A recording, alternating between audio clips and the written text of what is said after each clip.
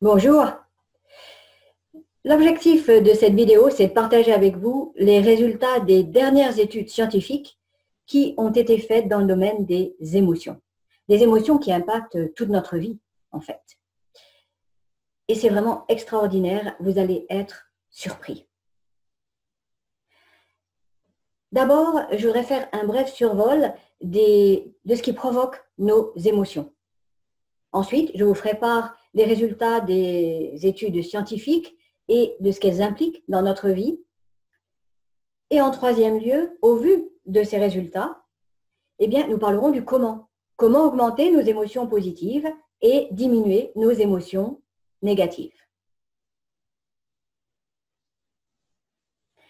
Alors d'abord, qu'est-ce qui provoque nos émotions, à votre avis? Oui, bien sûr, nos émotions sont liées aux situations. Quand nous sommes face à une situation positive, nous avons des émotions positives.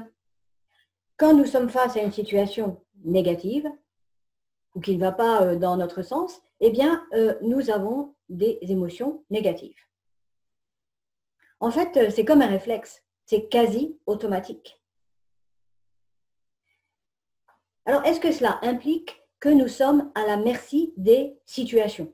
Ce qui ne serait pas très rassurant, parce que ça voudrait dire que nous sommes ballottés au gré des situations, dans un sens ou dans un autre.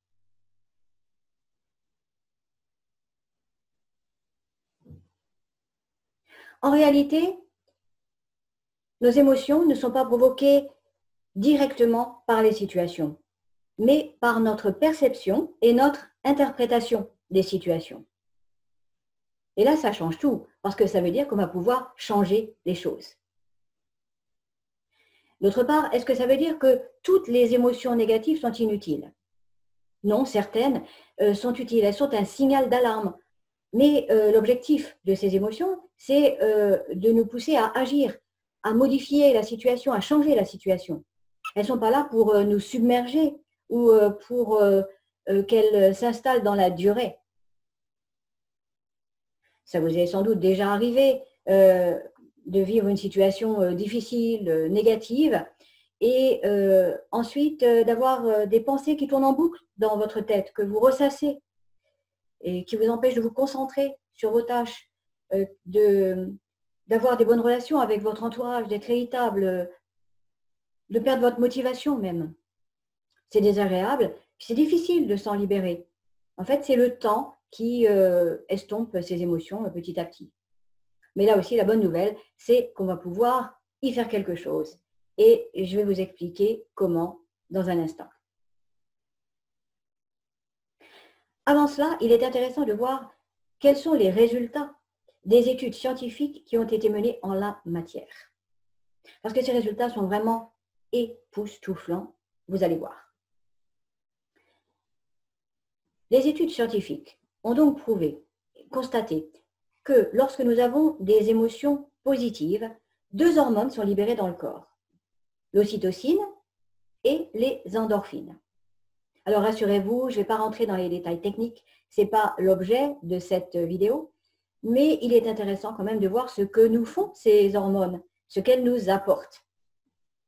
Et elles nous apportent pas mal de bienfaits. D'abord, l'ocytocine. Alors, l'ocytocine, elle nous apporte des bienfaits que j'ai résumés sous un petit sigle SGEAC. S pour stress. Bien évidemment, donc l'ocytocine diminue le niveau de stress lorsque nous avons des émotions positives, ce qui se traduit par une diminution du taux de cortisol dans le sang, qui est l'hormone du stress. Donc jusque-là, rien de particulier, rien de spécial, vous le saviez ou vous en doutiez. C'est ce qui vient ensuite qui est plus intéressant. L'ocytocine favorise la générosité, ce qui veut dire que notre communication va être facilitée, que nos relations sociales, tant au niveau personnel que professionnel, vont être améliorées, facilitées. Et l'ocytocine favorise l'empathie. Donc l'empathie, ça veut dire qu'on va prendre en considération autrui. Et comment se sent votre interlocuteur lorsque vous le prenez en considération? Il se sent bien, il se sent valorisé, digne d'intérêt, important. Ce qui veut dire qu'il va avoir envie d'être avec vous, de vous revoir. Il va travailler plus facilement avec vous. Et au niveau de l'entreprise, cela se traduit par une meilleure cohésion d'équipe. A, pour amélioration de l'appréhension de la complexité. C'est ce que favorise l'ocytocine. Ce qui veut dire que ça va nous permettre de résoudre plus facilement les situations et les problèmes qui se présentent à nous, même complexes. Ça, c'est vraiment intéressant. Et puis la créativité, qui est favorisée par l'ocytocine. Donc, créativité, qui dit créativité, dit souvent amélioration des résultats, puisque ça va nous permettre de tester des nouvelles idées, des nouvelles approches, de nouvelles méthodes, d'imaginer des nouveaux produits, des nouveaux services. Au niveau des entreprises, des entrepreneurs, ça va se traduire par une amélioration des résultats et d'avoir un pas d'avance sur la concurrence. Et puis au niveau individuel, c'est toujours intéressant d'être créatif. Ça permet d'avoir de la fantaisie dans sa vie, de briser la routine, d'avoir une vie plus enrichissante et plus épanouissante.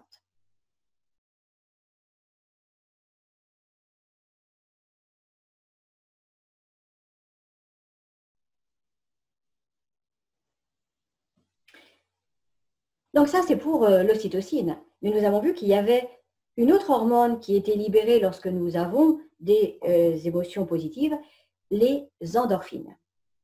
Alors, ce qui est intéressant avec les endorphines, c'est qu'elles provoquent une réaction en chaîne, à savoir qu'elles permettent la libération d'une autre hormone, la dopamine, qui est l'hormone du plaisir et de la motivation. Et les études scientifiques ont prouvé que lorsque nous avons du plaisir, cela permettait la libération d'une autre hormone, qui est l'hormone de croissance. Et qu'est-ce qu'elle fait, cette hormone de croissance? Eh bien, écoutez bien, elle nous protège contre les virus. Eh oui. Bon, ça ne veut pas dire qu'on ne va pas prendre de précautions, qu'on va faire n'importe quoi, n'importe comment. Non. Mais cette hormone nous protège et renforce notre immunité. Donc, a un effet au niveau de notre santé. Donc, j'ai résumé les effets des endorphines sous un petit sigle également, PMI. Alors, ça ne veut pas dire petites et moyennes industries, ça veut dire là, plaisir, motivation, immunité.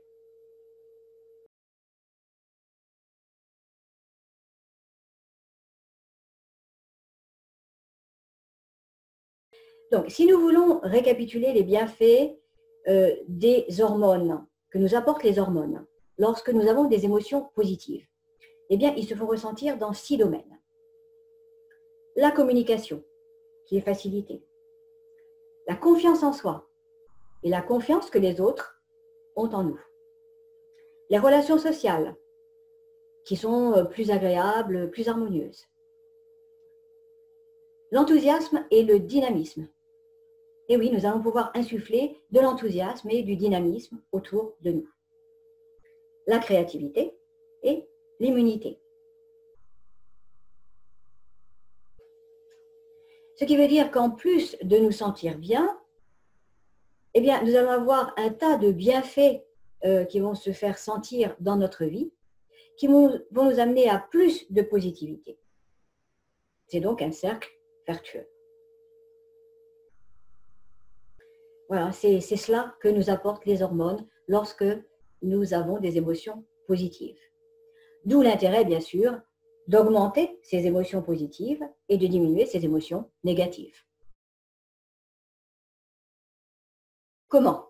Ça, c'est la question essentielle, bien sûr. Comment peut-on faire pour augmenter ces émotions positives et diminuer ces émotions négatives? Alors, il y a plusieurs façons de faire, plusieurs méthodes, et je vais vous en donner 3 aujourd'hui. 3 outils. Et si vous appliquez ces outils, vous aurez des résultats immédiats. Le premier outil, c'est la DDD. Alors, DDD, ça veut dire en anglais Desireless Diet Day. Donc, ce sont les initiales DDD. En français, jour de régime sans désir. On va se mettre au régime psychologique. Alors, qu'est-ce que ça veut dire? Ça ne veut pas dire qu'on ne va pas avoir de désir du tout. Mais on ne va avoir des désirs que pour ce qu'on peut satisfaire immédiatement. Parce qu'en fait, on a des tas de désirs dans la tête. Des désirs qui ne sont pas satisfaits. Et quand on a vraiment de forts désirs et qui ne peuvent pas être satisfaits, eh bien, c'est anxiogène. Ça nous met dans une situation d'attente, d'incertitude. Tout ça, ça amène des émotions négatives. Inutiles, en fait, puisqu'on ne sait pas ce qui va se passer à l'avenir. Si nos résultats, si nos désirs seront satisfaits ou pas. Okay. Et puis qu'on n'a pas de contrôle sur certains. Donc, on va se mettre au régime et on va prendre une pilule de non-désir. Donc, ça veut dire, comme je l'ai dit, qu'on va avoir des désirs, mais uniquement pour ce qu'on peut satisfaire immédiatement. Le matin, vous vous levez, vous avez envie de prendre un café, un thé, une infusion. Si vous avez ces ingrédients chez vous, que vous puissiez aller au café, eh bien, vous êtes dans le « tu veux, tu peux ». On va agir sur le mode « tu veux, tu peux ». Vous avez envie de téléphoner à quelqu'un. Vous avez un téléphone, vous pouvez appeler la personne. Tu veux, tu peux. Vous voulez envoyer un mail à quelqu'un. Vous avez un ordinateur, Internet, tu veux, tu peux. Voyez? Par contre, on ne va pas attendre qu'une personne nous appelle. Parce que si on a ce désir que la personne nous appelle, on n'a pas de contrôle dessus. Et on sera dans le mode tu veux, tu peux pas. De même, si on envoie un mail, eh bien, on ne va pas désirer que la personne nous réponde. Alors bien sûr, si le mail exige une réponse, dans sa tête, on va se donner un certain laps de temps, quelques jours par exemple, pour donner à la personne le temps de nous répondre. Et si au bout de ce laps de temps, la personne n'a pas répondu, eh bien, on va agir. On peut l'appeler, la relancer, lui renvoyer un mail, voyez. Mais on ne peut pas contrôler le fait que la personne nous réponde immédiatement, qu'elle nous réponde d'ailleurs, et on ne sait pas pourquoi d'ailleurs elle ne nous aura pas répondu. On peut imaginer des choses, mais peut-être qu'elle a eu un accident, peut-être qu'elle est malade, peut-être qu'elle n'a pas reçu le mail d'ailleurs, voyez. Donc, si on est dans le désir et dans l'attente et que ça crée des émotions, ce sera totalement inutile. Donc, c'est avoir des désirs pour ce qu'on peut satisfaire immédiatement et pas ce qui n'est pas sous notre contrôle.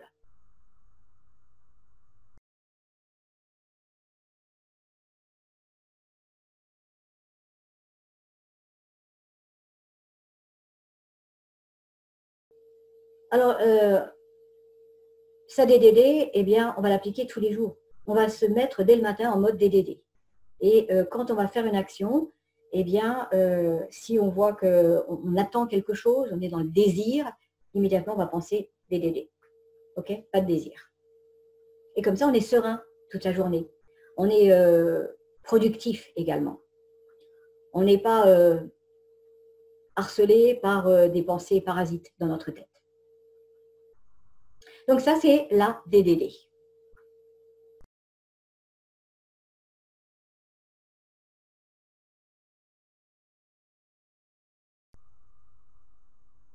Deuxième outil, la CDA. Alors, CD, ça veut dire commande. C'est une commande qu'on donne à son subconscient. Et donc, ces CD, on les appelle également des tigres, en référence à la puissance de l'animal. C'est une pensée puissante qui va nous soutenir dans notre journée.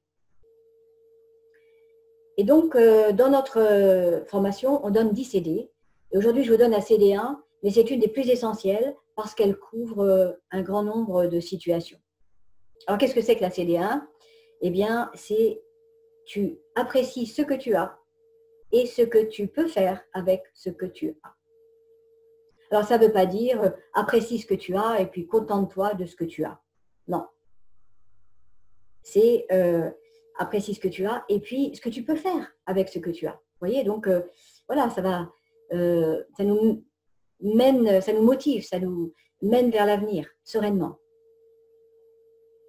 Alors, comment est-ce qu'on applique sa CD1? On va prendre une feuille de papier et puis on va faire la liste de tout ce qu'on a par écrit. Pas toutes les choses, parce que sinon la liste ferait 1 kilomètre, ou même plus. Mais les principales. Et ensuite, on va penser mentalement à ce qu'on peut faire avec ces choses. Donc, qu'est-ce que vous avez? Réfléchissez maintenant. Qu'est-ce que vous avez?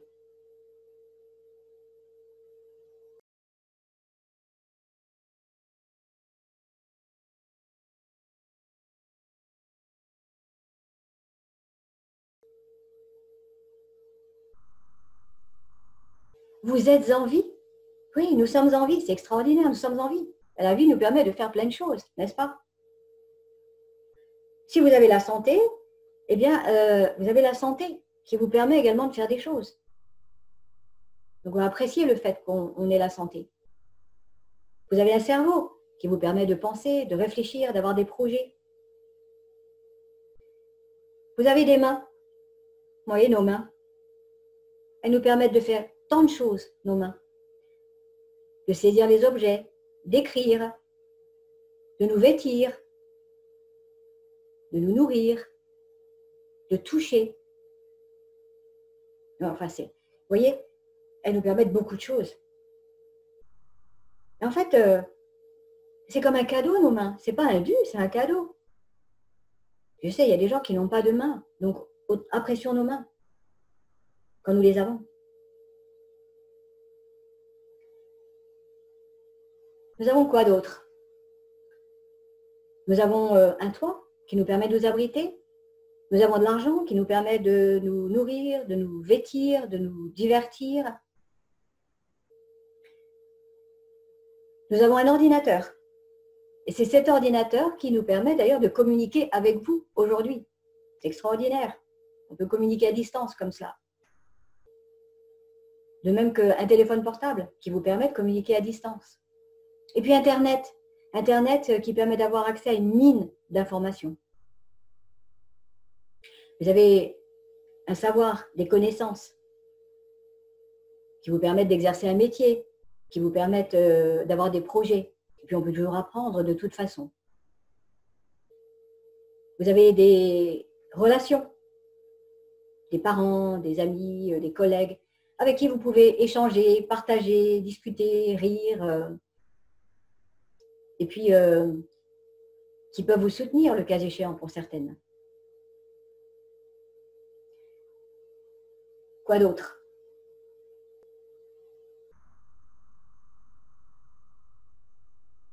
Vous avez vos qualités. C'est tout ce que vous pouvez faire avec vos qualités, tout ce qu'elles vous apportent. Et puis, nous avons du temps et de l'énergie.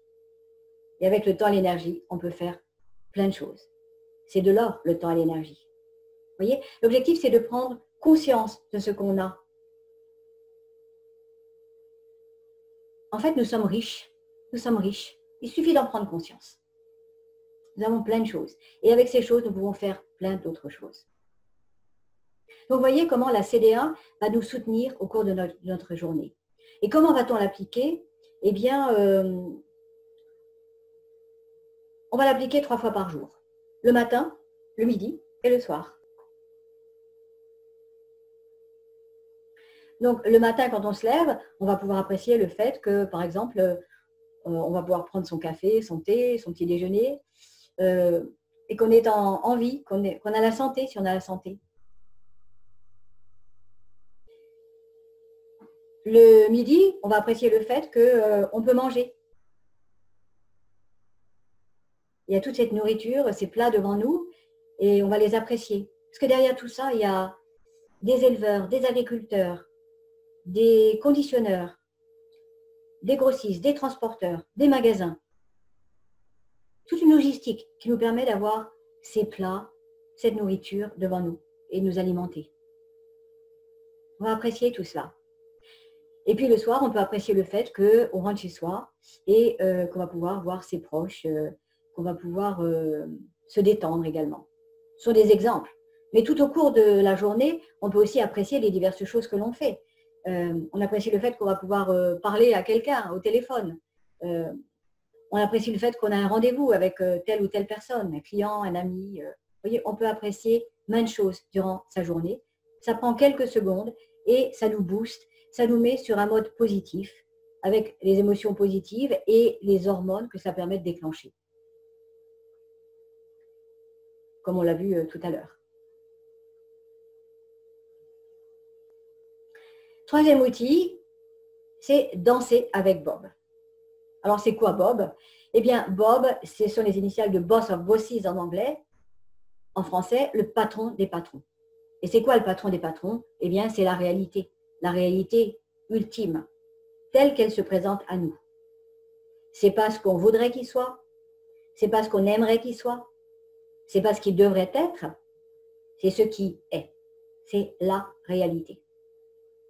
Alors, comment faire face à cette réalité, surtout quand elle est négative? Eh bien, on va tourner la tête à droite. Vous pouvez tourner la tête à droite? Oui, sans problème? Donc, vous pouvez appliquer l'exercice. Ça veut dire quoi, tourner la tête à droite? Ça veut dire changer de perspective, ou plus exactement, changer de niveau de conscience. Parce que nos émotions négatives, elles ne nous attaquent que lorsque nous sommes dans le subconscient. Elles ne peuvent pas nous atteindre quand nous sommes dans le conscient.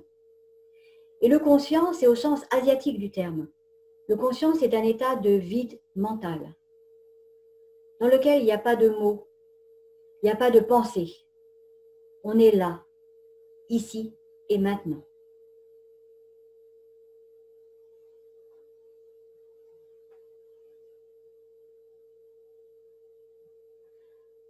Donc, comment est-ce qu'on va appliquer cet exercice?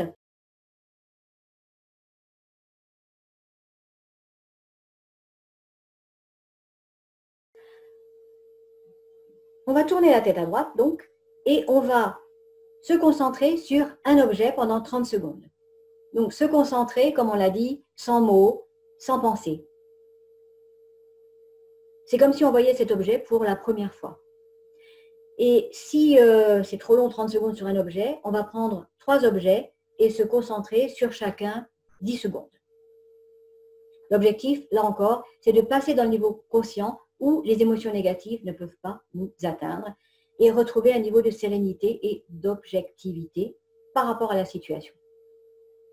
Ensuite, on va libérer sa CD1.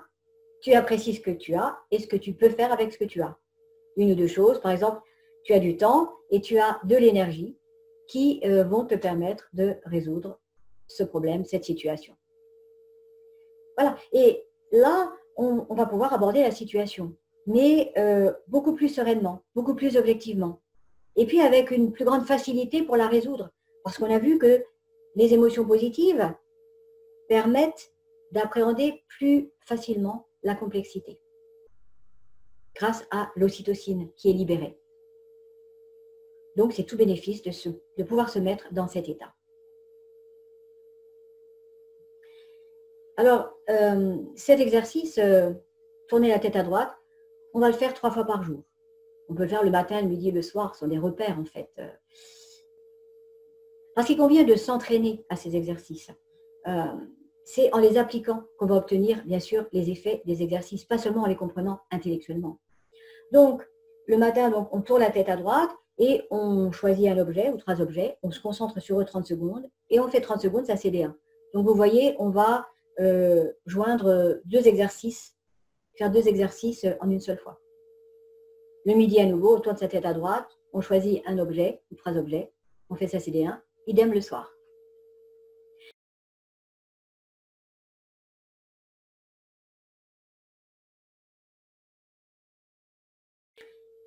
Ça va nous permettre, lorsque on est dans une situation négative, qu'une situation négative se présente à nous, que les émotions négatives pointent leur nez, de rester serein et de faire face sereinement, objectivement à la situation. On va immédiatement tourner sa tête à droite et on va pouvoir remonter dans le conscient. Et pour ça, comme je l'ai dit, on doit s'exercer quotidiennement. Et après, ça devient un réflexe. Et donc, les émotions négatives auront beaucoup moins de prise sur nous et nous allons être boostés par des émotions positives qui vont nous porter toute la journée et nous permettre de mieux faire face à ces situations négatives. D'ailleurs, cet exercice, bien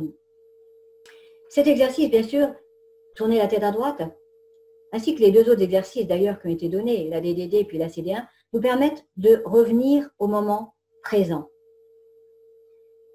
Et près de 3000 études ont été faites sur le sujet par d'éminents chercheurs comme le docteur en médecine et le professeur John Kabat-Zinn et d'autres, et des psychologues comme Krauss, Sears et bien d'autres.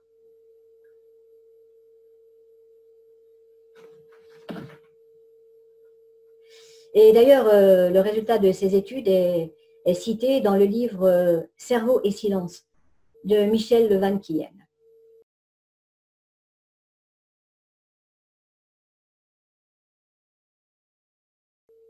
Et je voudrais d'ailleurs vous lire le résultat de ces études. C'est très court, mais c'est très révélateur. Je vais vous les lire. D'une manière générale, le fait de diriger plus fréquemment son attention sur le moment présent induit un niveau plus important d'optimisme et conduit à une meilleure estime personnelle. On conclut les recherches. Tout particulièrement, une attention plus grande permet de limiter l'amplification des émotions négatives en entravant leur rumination incessante. Également, elle permet de mieux apprécier le plaisir des petits moments de la vie, si souvent oubliés au quotidien. Vous voyez, près de 3000 études prouvent que ces outils ont un impact vraiment positif sur notre vie. Donc, je vous encourage bien sûr à tester ces outils, à les utiliser plusieurs fois pour vous y habituer et pour voir les effets qu'ils vont avoir sur vous dans votre vie de tous les jours. Et ça va changer beaucoup, beaucoup de choses, en positif bien sûr. Alors, il y a d'autres éléments qui entrent en ligne de compte, bien évidemment, pour renforcer ces émotions positives. Il y a la gestion de son temps. C'est sûr que si on a beaucoup de pression, qu'on a trop de tâches à faire, qu'on est débordé, on ne va pas être serein, on va être stressé, on va même être anxieux. Donc, ça ne va pas nous conduire à avoir des émotions positives, bien évidemment. En plus, cela nuit à la qualité de notre travail. Ça nous rend irritables avec les autres, donc ça nuit à nos relations, on devient impatient. D'où l'importance de prioriser ses tâches, de prévoir un minimum de tâches dans la journée, avec une marge de manœuvre, de manière à être sûr qu'on va pouvoir les faire. Parce que si on peut faire ces tâches, à la fin de la journée, on va être satisfait. Bien sûr, si il nous reste du temps, après les avoir faites, ces tâches, on pourra en faire d'autres. Mais au moins, on aura fait ce qu'on a prévu. D'où satisfaction, d'où émotion positive. Le lendemain, idem. Le surlendemain, idem.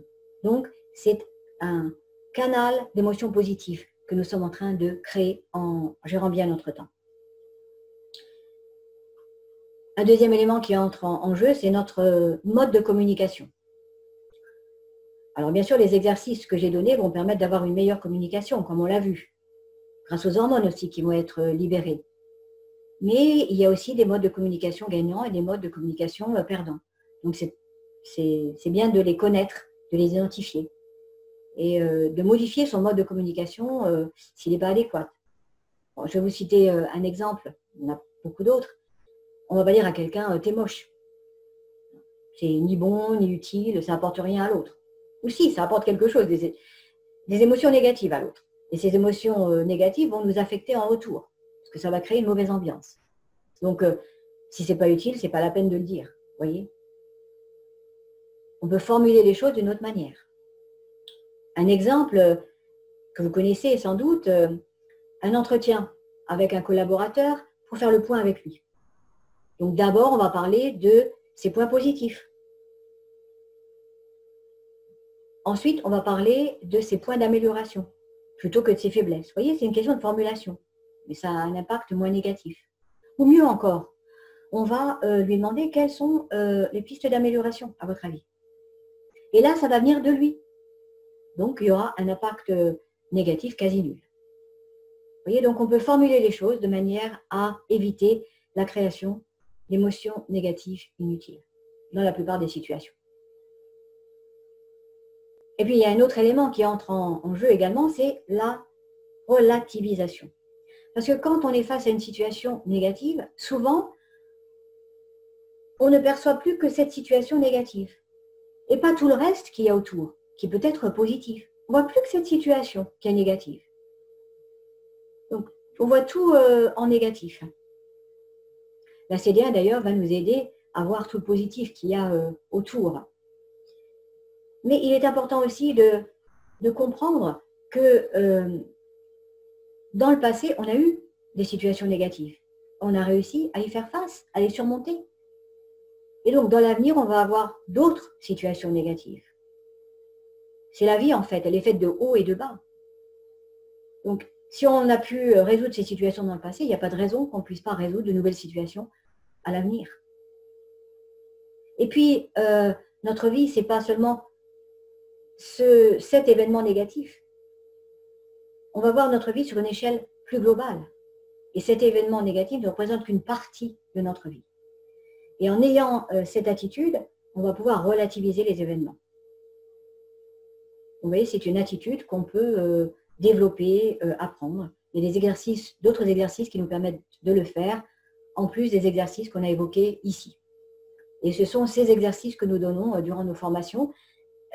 C'est pour ça d'ailleurs que notre formation est globale. On aborde plusieurs domaines pour qu'il n'y ait aucune faille qui permette aux émotions négatives de s'engouffrer, aux émotions négatives inutiles. Comme je l'ai dit, si on ne gère pas bien son temps, même si on a un mode de communication optimal, eh bien, ça ne va pas être satisfaisant.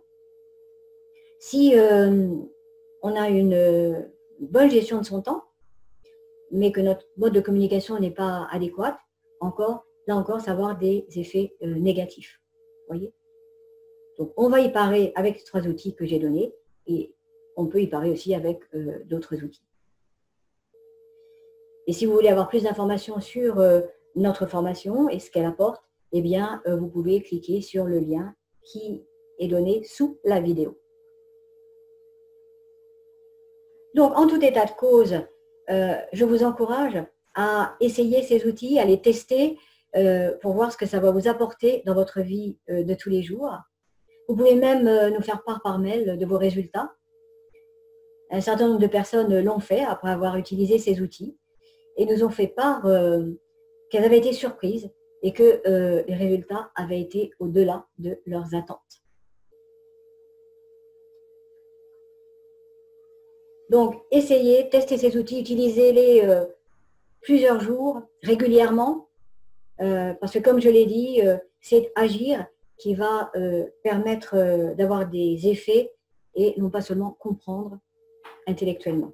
Et agir dans le temps, dans la durée, pour renforcer nos émotions positives et diminuer nos émotions négatives et engendrer tous les bienfaits que cela va nous donner grâce à la libération des hormones que nous avons citées plus haut.